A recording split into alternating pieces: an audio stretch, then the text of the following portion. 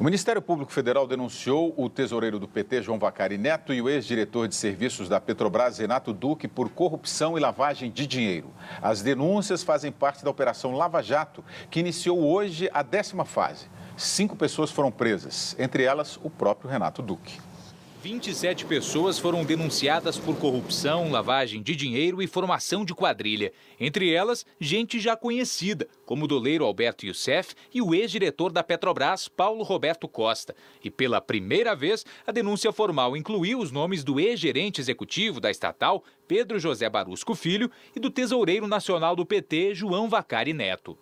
O tesoureiro foi citado em 4 depoimentos de delatores da Operação Lava Jato. Ele teria arrecadado até 200 milhões de dólares em propina para o PT.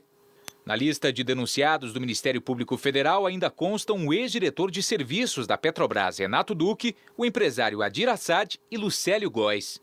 Os 3 foram presos hoje de manhã, na 10ª fase da Operação Lava Jato. As prisões são preventivas e eles foram trazidos para Curitiba, onde os processos são julgados.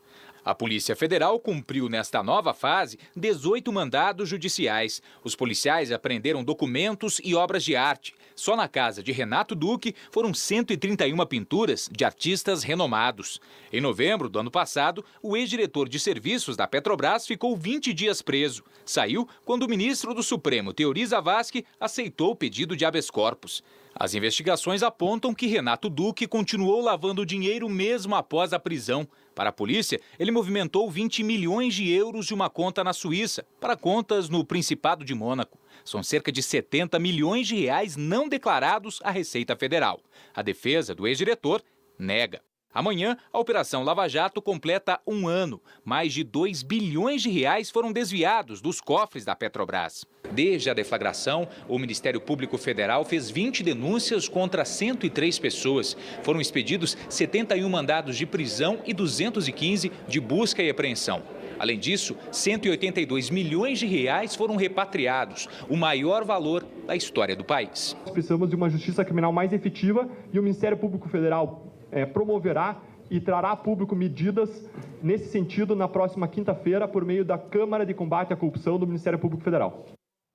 Bom, em nota, a defesa de João Vacari Neto negou que o tesoureiro do PT tenha participado de esquema de propina e que as doações ao partido foram transparentes. O advogado do empresário Adir Assad também negou qualquer envolvimento de seu cliente. E a defesa de Lucélio Góes diz que ele foi preso única e exclusivamente por ser filho de Mário Góes, também detido na Operação Lava Jato. Vila, o clima é de apreensão em Brasília com essa prisão do Duque. Claro. Tem motivo para isso? Deve ter, viu? Deve ter. Para quem tem rabo preso nesse esquema criminoso, tem, né? Porque Renato Duque, é o que se sai, todo mundo fala, não sou eu que estou dizendo, é um homem de José Dirceu na Petrobras, né? Portanto, ele só de uma conta tinha 20 milhões de euros, que agora tinha transferido para o Principado de Mônaco. Ele, quando foi preso a primeira vez, foi detido, ele disse a seguinte frase, olha, cara, por isso que a operação leva esse nome. Que país é esse? Ele falou, que país é esse que eu vou preso? Pô, é uma frase lá atrás, vocês, os mais novos, acham que é do Legião Urbana, mas não é. É do Francelino Pereira, presidente da Arena, que é chamado de maior partido do Ocidente. Agora, é negócio inacreditável. Primeiro. Segundo, o João Vacari. Olha, são 2 medos, hein? João Vacari é apelidado de Mochi. Mochi é abreviação de mochila, que ele sempre anda. Algumas vezes ele levava o dinheiro e outras eram transferências milionárias. Portanto, a história da Lava Jato está começando. Ela já faz 1 ano, vai lembrar a operação. Agora ela tem suboperações, né? Portanto, os casos de corrupção são gravíssimos e que envolve o partido do poder, envolve as eleições de 2014, 2010 e 2006. Portanto, tem muita água suja, nojenta, que vai correr sobre a ponte. O Emilson Nunes pergunta aqui se é possível Teori Zavascki soltar novamente o Renato Duque. Não, eu acho que é bom esclarecer essa posição do ministro Teori Zavascki.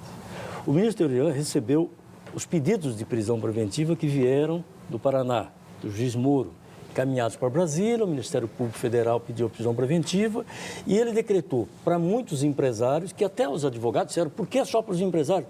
Porque a fundamentação do pedido para o Duque era uma fundamentação que só previa prender pelo risco dele fugir. E isso tem jurisprudência no Supremo que diz que só isso não basta para qualquer criminoso, para justificar a prisão preventiva. Com base nesses pressupostos e nessa jurisprudência do Supremo, foi que o Teori deixou o Duque solto. Agora, eu estou fazendo um raciocínio, eu disse, por que será que o juiz Moro, por que será que a Polícia Federal mandou para lá com esse argumento, já sabendo que isso não seria suficiente para ser decretada a prisão preventiva? Agora eu posso concluir, porque esse Moro ficou solto e continuou fazendo o Duque continuou fazendo a delinquência. Como foi movimentar uma conta de um banco para outro. Gravaram a conversa dele com o advogado, uma conversa absurda, como se ele fosse vítima de um processo, né? Porque não vou poder fazer mais nada, de que país é esse, né? Então, eu acho que isso tudo foi uma coisa muito bem orquestrada, para poder deixá-lo solto, para ver até onde ele ia. E as investigações continuaram e resultou em provas muito mais concretas. Deixo claro, o Emir, né? Emir o Emir, Costa. olha, absoluta certeza que o ministro Teori, ele se baseou na jurisprudência predominante do Supremo. Você pode olhar, o Emir, você pode ir lá na jurisprudência do Supremo. Prisão preventiva com base exclusivamente na expectativa de fuga do acusado, não passa no Supremo. E Renato Duque pode aceitar a delação premiada ou não?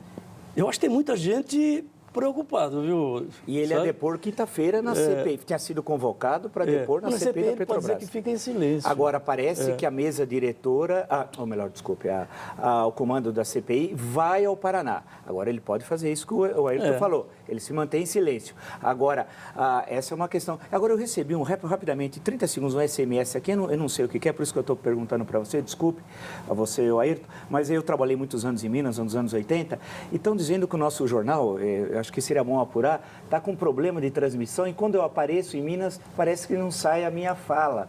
Então, como será Limas... que sai a minha ou não sai a fala do jornal? Como Minas é a terra da liberdade, eu recebi 2 mensagens.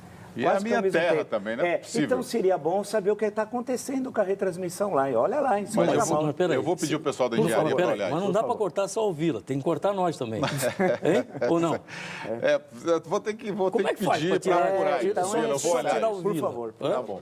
Vila, André José Pires e o Bruno Camilo disse que o sinal está tudo ok, tudo fico bem lá em satisfeito. Minas Gerais. Pô, em Belo nada Horizonte. contra mim, porque eu gosto do tua mineira, pão de Muito queijo bem. e gosto de Minas Gerais.